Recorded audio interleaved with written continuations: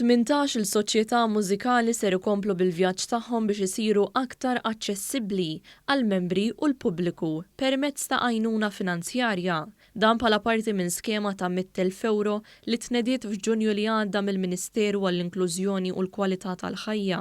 Fost dawk li gawdew minn din l-iskema kien hemm soċjetà Għawdxija li b'kollox għandha 3 proġetti ta' aċċessibilità, waħda minnhom immirata lejn il-membri li huma neqsin mid-dawl. Tkun xi ħaġa tajba li dawn il-persuni jiġu included mal-voluntiera u għal daqstant ħanabdu l-lirika mużikali kollha u ħadiġi translated għal braille.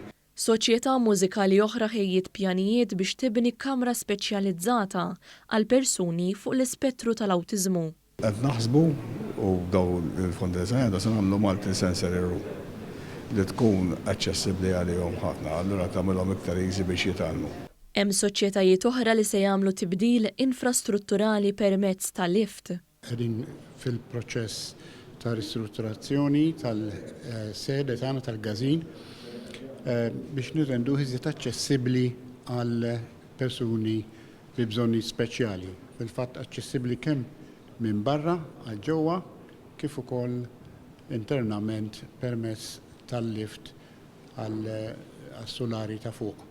Il-Ministru għall-Inklużjoni Ġulja Farrugia Portelli irrimarkat li fil-waqt li din l-iskema turi biċ-ċar kif il-Gvern huwa determinat li jsaħħaħ il-prinċipju tal-aċċessibilità, turi wkoll apprezzament lejn dawn l-għaqdiet.